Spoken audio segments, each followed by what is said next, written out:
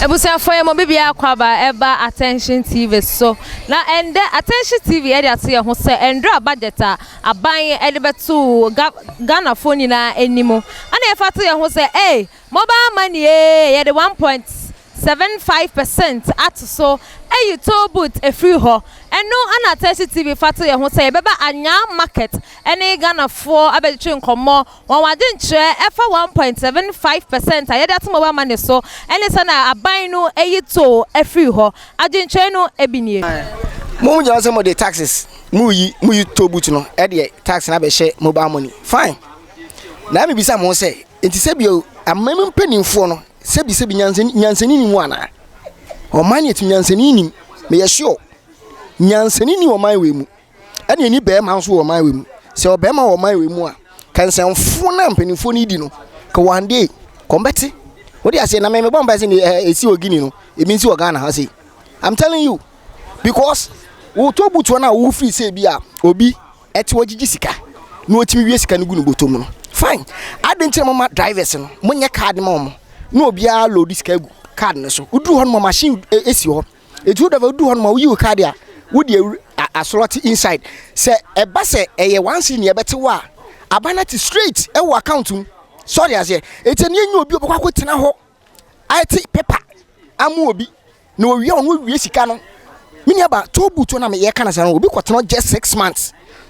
no ayeye bisa ho say to boot nka hu yakran kefa disabled e wo man mu na kom ko tena to boot na kom nya adwuma ebi wan yes uni connection ye be fa Ghana bibia ye connection bibia wo man bia ye connection se bi ukoja na akra connection ukoja na wo man Ghana akra connection ene police for aye from connection migration connection soldier connection ti bibia ye connection wo man we mu so they say it munya card e ma drivers no ma load obia load ni sika egu so etudu to buton ma you just slot in your card ne aban deduct watwam simple kwaku ana abana ana afua emetan ma wie sika that is how we should solve the problem but all this attacks ni be wura MTN for ho no ana network service no na won so enyi ni panel so enya Ghana for obi be di MP within a year no aye yie onya sika no he you should check all these things so man pen for say bio you were school for masua de nim de e wonyansa they should sit down and think they shouldn't do anything just like that o man say odwen kura won ti ase police ni boot kura hye nkwa omoto me say yes say asojafo o mu boot kura hye nkwa omoto say die benti na mpenifo to no moto boot ni mo aban de aba ti say obi anya papa o man we mu I'm telling you frankly speaking if you president be see akwada so obi anya correct I'm telling you say na Captain Smart kan na mo email me gina mo de amo mechimi kama magidin hwe me mo di eye me de fa baabi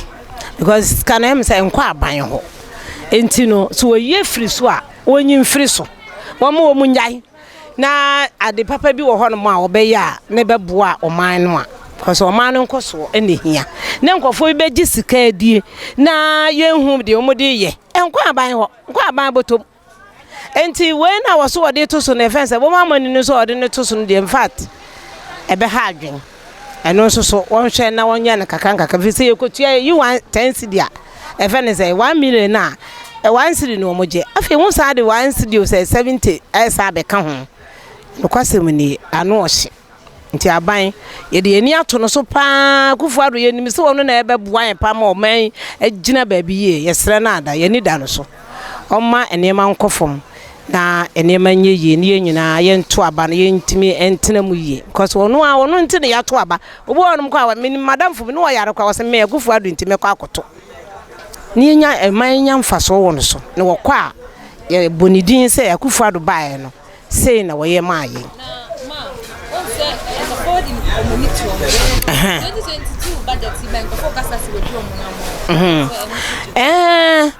say na ebi na making say ayi mobile money ya wasade ayi atoso na wayi tobu ku free ho a na fe do wo de tobu ku nso so ayi na asa ba beto mobile money so enye ni panyina na wo mu koyi sika no kra na ebi kra da echi obi kwa mfa sika ne bi nto echi enti wo bekwa koyi na ne sika ne so aye de atie enti ni nyina won hwe no hu say ade na e koso no ebe boa o man na na yɛn so yɛnya ahoto fi sɛ atemamufo yɛn ya na yɛboa wɔ mo yɛpɛgya wɔ kɔsoro na fi ebeduru baabi na yɛn so yɛabɛyɛ mmɔbɔ na aba na yɛto yɛ na mfa so bɛɛ na ɛwɔ so ate ase enti wɔnhwɛ na wɔne ne mpanimfo anwene ho bi ɛne budget na wɔyɛ no mmom fat mentie ne nyina ade enti de me tie anɔpɛ me tie yɛ no ɛne ne wo mo ka UTB fo ka ho asɛm a tax na omo gene de eyema oman bi empuntuo ejina tax so na emomu tax na omo gye no na nkeye se omo gye tax no dom di so mu di betu oman no empon nanso so ombeji ombeji we no vat no na omo fanya ne wo se omo de ye ombeje tax pepepe ensu sika na wo se omo de tax ne ejum sika no omo de ye no omo fanya na omo de ye different thing eno na enye enti no se omo yi to na efi ho na omo se omo je we wo mobile money so a and no obi a Ghana ha obi a use phone entebema tax ne ebekọ nanim na emo musika no mbeje no omo fa nye ejuma na ewo se omo de ye no mo omo fa nhye omo botom na omo nko a enjoy na yet my phone no ye bre politicians omo nwe ye ho because how many people no mo efa to boot odima say it is all you tone efi honum now the we got to mobile money so who favor ya na ye den because cars are in efa to boot mobile money everyone in Ghana here obi aye mobile money odima say even to inner city cars and chatu anameboa this say you see opese hu to yan and to boot obe fi ho because say rob Peter to people and this is our people more than Peter odia say oyi mobile money so now they kunye wo Ghana as say fuel and na so mo think about it odia say because me ye ka won adwuma me station na fuel ubekọ in and out ba kono o discard nyina beto fuel it is so o chese president I think about his peoples in the country there and the fuel side na mobile money no so yi fuel to ni dey so the beko back is our careless papa o man peni ni e adwene se obaba be ya maye no enye no no ye no sila ye bre ye wo emse village sabe village mu ne da bia ye se ya ni abue o makosko mu ni mu homa nso still ya ni mbie ye o mukọ amono ni ehu ni ekoso nyina o mukọ ekoko hu ni ekoso enso o mu ba omu nje say ase ye ni omo an eti hase ye da so bre hwe me ya adwuma first me to fuel 100 cedis abetimi di me apon ba say omo tumatu GPRT mpenifo a omo ba aba press conference a omo ba be omo ni omo mpeni ni nyina ye hu nie omo bua edema oman no bre na bre because see am to fuel 1 million and me fa mempo eji me di 80 cedis ade toso enti se me oyere ne nkola de na me de behwe omo me se matimi akwakoto abayi o man peni enti me hwe se eso a wo so a wo se oboa ne manfo no bre ne bre omboa ehwe bre na ne da so bre enti ne me ka no ese ne me bompa ye se ebe ono beti obeti ebe kona sun no mfanya adwuma no hu se kasa maba ebisa ya no ye ma hu mboa no onti no mfanya adwuma no mboa o manfo o muti o man mu no enne hia ntimi me kasa me wa 1.75 tax na abanye gene de ebe ha adwen because ska kakra maybe ye be seni ama adwuma kakra be ya ye be seni ska ama na maybe your boss ni be seni ska no o hwe tax no wa be seni ni we na ska na wo be receive no ebe ba form because say obi anu say Ghana heading pa nti say na de be ba dia so bi seni ska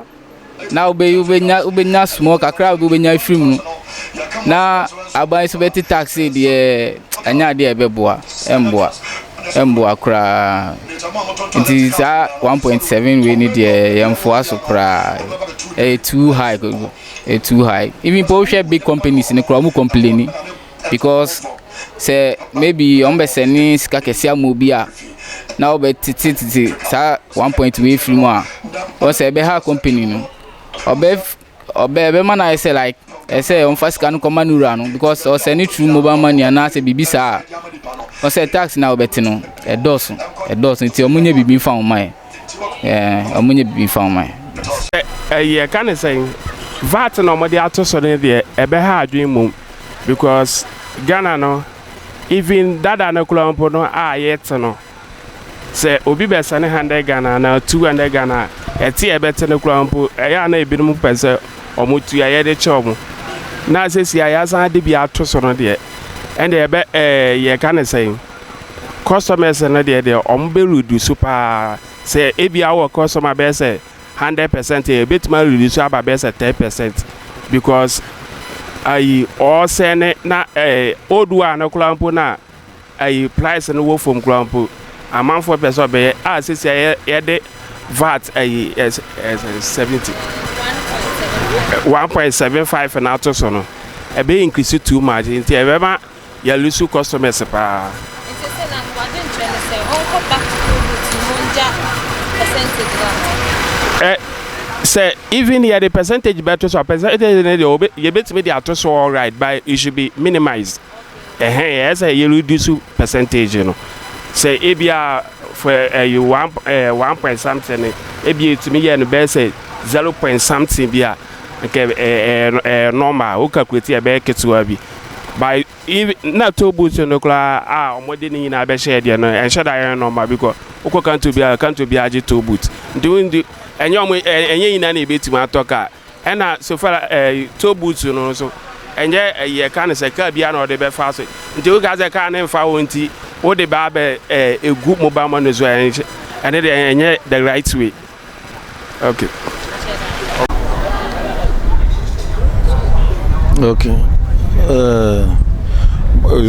Tise said the amuche no say o si o yito boot na free ho na ye the tax na ba betu mobile money so no de enya adepa because me say me tie bia na me nika na obi owo car onu di twam o to boot no na me send this car come me ba wo school na be na me di wo di tax ba betu so mama tu ama na ni onfa to we bra omunji to boot no 11 cedi no na omunja na ye won to esa be say mobile money ejuma no the other bend the begu amanfo bebre ejuma because esa me mobile money ye be jaye because me send 100 cedi now the tax no say the ina etusu 1.7 wa hwe nti anu de omunja isa de no kura emboa yen emboa be bo man no ankasa e be bo man no pa omunja kura yempini we de emboa yen emboa why ebusiafo ha ane de Ghana fo agenchre efa budget ya endra aban ye de beto wo nim enkrofo anim efa mobile money 1.75% say o send this ka every 100 cedis and now we use ka every 100 cedis wo beti free so no Ghana for akere won wadwen edru aban ho akase aban so ebeye ne de attention TV so ne won subscribe ya no subscribe ma me o share so and wa share na comment efa budget ehun ya papa pay midi ane akosia sparkles ma money sha money tie